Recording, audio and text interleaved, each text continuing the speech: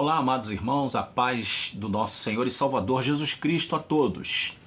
Queridos, peço a sua inscrição aqui no canal, ative o sino das notificações e ao se inscrever não esqueça de dar o like. Senta aí o dedo no like aí, com vontade. Todos que verem esse vídeo, dê o like, que é aquele joinha, eu gostei. E ao fazer isso, comenta aqui positivamente, tá? Sempre para edificar, sempre para construir, não destruir. E após fazer isso, compartilhe o vídeo com todas as pessoas possíveis que você possa fazer, tá bom? É isso. Vamos ler aqui um versículo muito polêmico da Bíblia Sagrada que depende muito da sua visão interpretativa e da sua denominação, tá? É uma coisa que eu respeito muito, essa questão de denominação, essa questão de igreja, como a igreja X ou Y vê o determinado ponto, ainda que eu tenha a minha verdade, né? Eu tenha meu modo de enxergar, eu não posso ser contra aqueles que veem de outra maneira. O texto aqui em questão é Apocalipse 6:9. Isso foi uma sugestão de um amado irmão, de um dos grupos que eu faço parte, que ele pediu-me para que eu gravasse, né, e desse assim, uma espécie assim, de exegese dentro do grego, né, desse texto aqui em questão. Nós vamos aí fazer, né?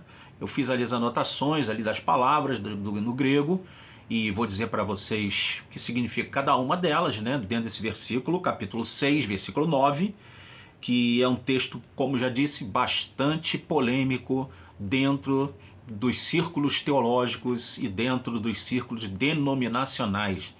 Existe aí uma grande, vamos dizer, uma grande discussão teológica acerca deste texto, que diz assim: e havendo aberto o quinto selo, que aqui está na abertura dos selos, tá? Apocalipse 6 começa, né, com a abertura, o cordeiro abrindo um dos selos, ele olhou e tal, João, né? Então chega aqui no versículo 9, é a abertura do quinto selo, tá? Na verdade são 7 selos. E o quinto selo, ele está muito ligado a conquistas militares, a guerras civis, transtornos econômicos, pestilência, assassinatos, acidentes e perseguições. Tudo isso nós estamos vendo acontecendo em uma escala bem maior, né?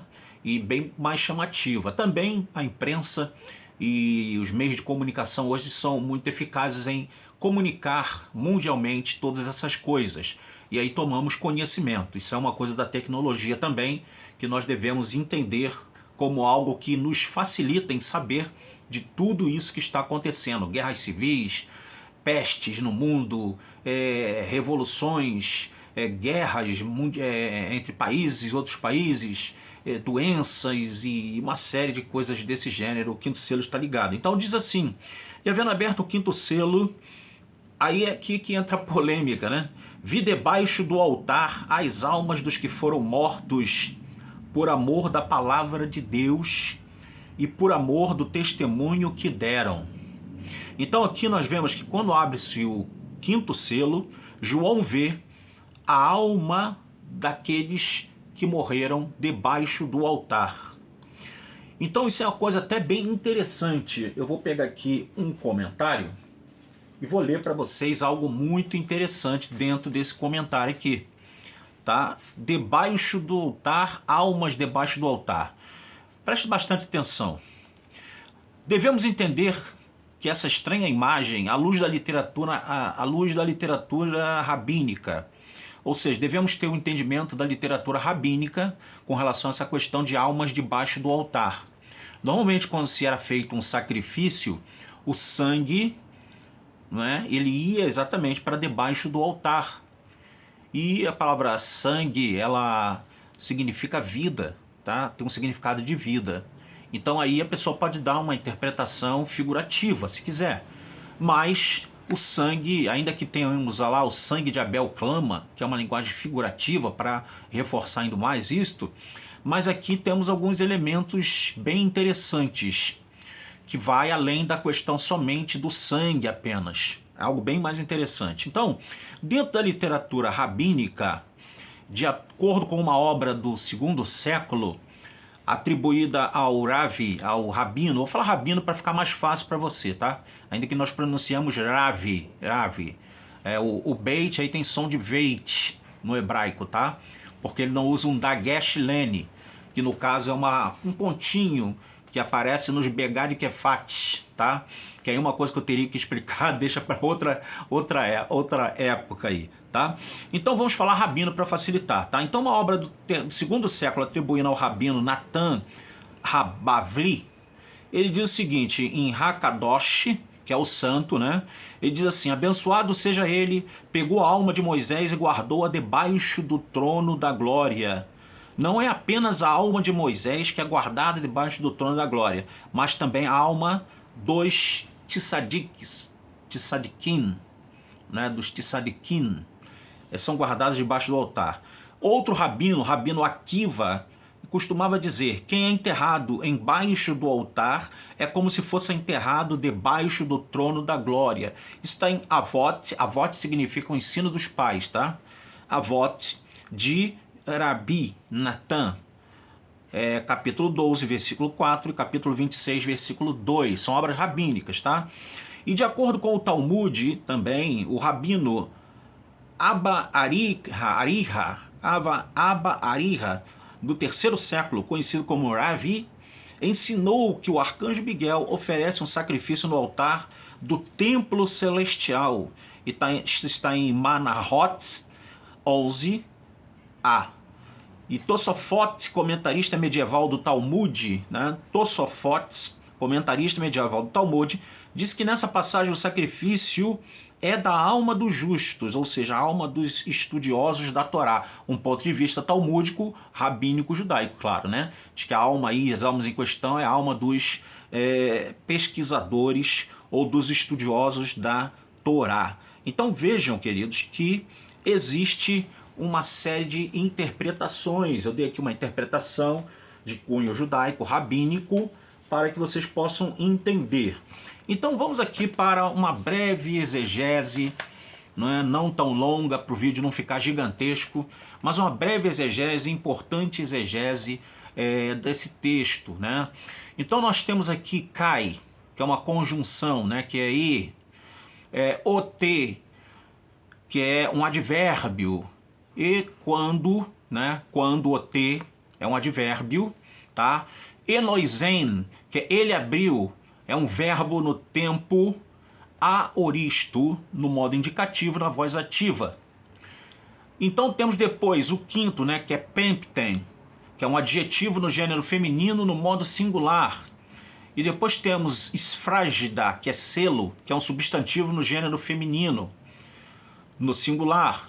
Aí eidon, eu vi, que é um verbo no tempo aoristo. Depois eu vou falar o que é o verbo aoristo, tá? Para você entender melhor. No modo indicativo da voz ativa.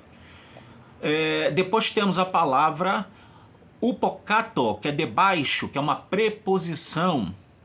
Depois tou, que é ou a, que é um artigo definido aqui, tá?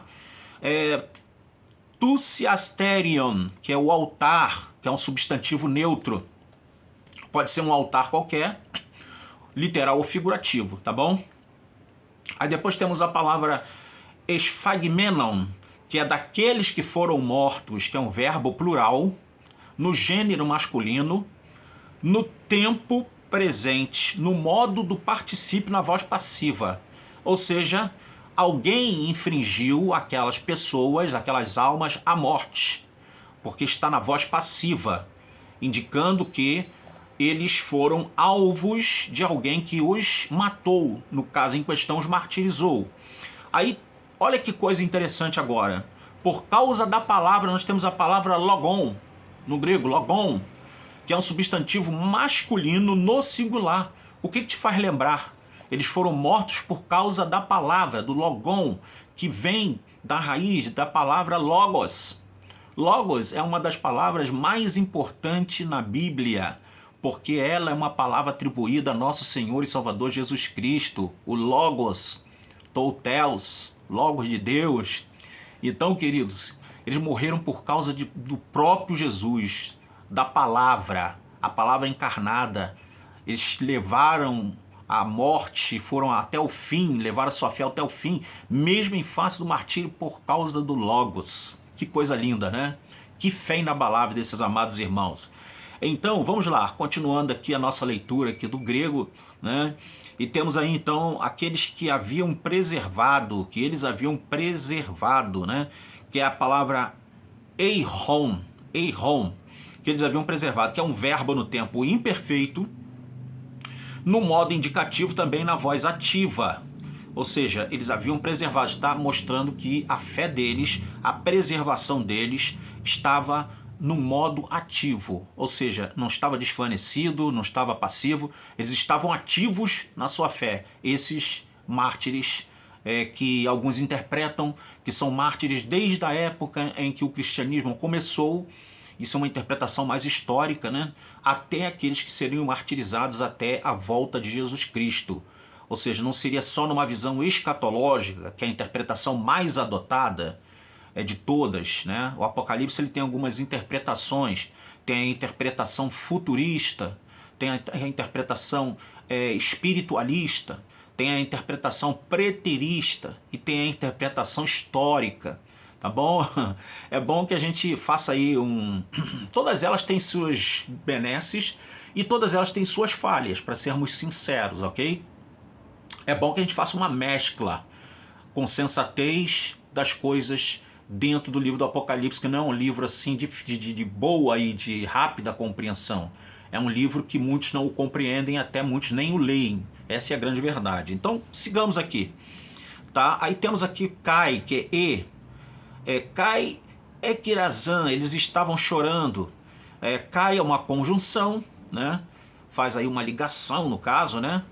Do tempo ali, do verbo eiron com o verbo equirazan, que eles estavam chorando, que é um verbo no tempo aoristo, no modo indicativo na voz ativa. Tá? Eles estavam chorando, ou seja, estavam em atividade de choro. O tempo aoristo, depois nós vamos falar aqui o tempo aoristo, o que significa, tá? Aí, com uma voz, né, que é um substantivo feminino, que é a palavra foné, e megalê, que é alta ou alto, que é exatamente um adjetivo, mostrando que aqueles mártires choravam com voz alta. E eles dizem, né, Senhor, até quando, né, no versículo seguinte, né, e clamavam com grande voz, versículo 10, né, que não é mas é bom a gente ler aqui, e clamavam com grande voz dizendo, até quando, ó verdadeiro e santo dominador, não julgas e vingas o nosso sangue dos que habitam sobre a terra? Então aqui eles estavam clamando pela justiça de Deus. Eles não estavam clamando por vingança. Eles não estavam falando, Senhor, queremos vingança. Estamos pedindo vingança. Muita gente interpreta erradamente isso, né? Eles aqui não estavam pedindo vingança. Eles estavam pedindo que a justiça de Deus... Vejam só, que eles se dirigem a Deus. Eles falam assim... O verso 10, e clamavam com grande voz dizendo, até quando, ó verdadeiro, faz lembrar de quem? Jesus, eu sou o caminho, a verdade, a vida. Até quando, ó verdadeiro e santo, faz lembrar Isaías, Kadosh, Kadosh, Kadosh, Adonai, Tsevaot, né? Santo, santo, santo é o Senhor, então faz lembrar o próprio Deus. E diz dominador, porque ele é aquele que tem domínio sobre tudo e todos. Nada escapa à dominação, à soberania de Deus. Tudo está no controle de Deus. Nunca deixou de estar e nunca deixará de estar. Amém? Glória a Deus. Então, até quando, ó santo, verdadeiro e dominador, santo e dominador, não julgas e vingas o nosso sangue, né, dos que habitam sobre a terra? Algumas versões não botam em vingas, porque não é esse o sentido aqui exatamente do termo aqui, né, tá? Vingas, não é vingança. Estavam falando até quando não fazem justiça do nosso sangue, que é uma versão mais adequada daquilo que está em questão aqui dentro deste versículo. Então, queridos, vimos aí esse texto glorioso e polêmico, que vai depender, como eu disse no início do vídeo, da interpretação que você adota no seu estilo de vida, teológica, né? Da visão teológica a qual você é mais simpatizante, né? Ou simpatiza, ou aderiu, e a gente tem que respeitar isso, que escatologia é algo muito sério e é algo que nem todos conseguem gostar, Tem muita gente que não gosta desse tema, exatamente pelas muitas e inúmeras teorias e visões que esses textos do Apocalipse e outros textos apocalípticos e proféticos, como por exemplo o profeta Ezequiel, profeta Daniel, tem textos ali que são de difícil compreensão e tem muita gente que evita esse tema escatologia exatamente por causa deste contexto difícil de ser entendido. Bom, o tempo aoristo, o tempo verbal aoristo, o que ele significava na verdade, né? O tempo verbal aoristo, ele era um tempo verbal no qual se dizia, se demonstrava, né, que num determinado tempo ou numa determinada época, sem querer com isso dizer a questão do foco ou a questão da duração, não é? Tinha acontecido e aconteceu em um determinado período da história, em um tempo da história, mas o tempo aoristo, ele não se preocupa em dizer definidamente, por isso que tem o tempo no estado perfeito. É aquele que é um tempo verbal que descreve com perfeição o tempo, a época. Aconteceu, por exemplo, do verbo acontecer, no tempo do rei Dário, ou no tempo do rei Nabucodonosor, né? Então a gente vai ter ali um tempo verbal no tempo perfeito. Mas o aoristo não, ele é um tempo que ele remete-se, no caso, né, a um tempo verbal que expressa ações que foram do passado, mas como um ponto no tempo, ações completas, concluídas, sem foco no processo ou na duração. Os gregos, inclusive, quando eles estavam com dúvida em relação a quando foi, como foi e a duração que foi, eles usavam o verbo no tempo aoristo. Amém? Que Deus possa abençoar. Eu espero que você tenha gostado deste vídeo para a edificação da sua vida e para a glória do nome do nosso Deus. Amém? Vamos orar. Bendito e eterno Deus, Pai do nosso Senhor e Salvador Jesus Cristo, em Tua presença estamos e glorificamos o Teu bendito e santo nome e Te louvamos, Pai, por mais esta riquíssima oportunidade que Tu nos concede de gravarmos mais um vídeo para abençoar e edificar a vida dos nossos amados irmãos, irmãs e amigos. Que Tu tomes em Tuas mãos, os abençoe, os guarde e todos das suas famílias, Pai, que possam ser abençoados, guardados e livrados de todo e qualquer mal que este mundo tem infligido às almas humanas. É o que eu te rogo e desde já agradeço em nome de Jesus. Amém. Que Deus abençoe. Até o próximo vídeo, querendo Deus. Shalom.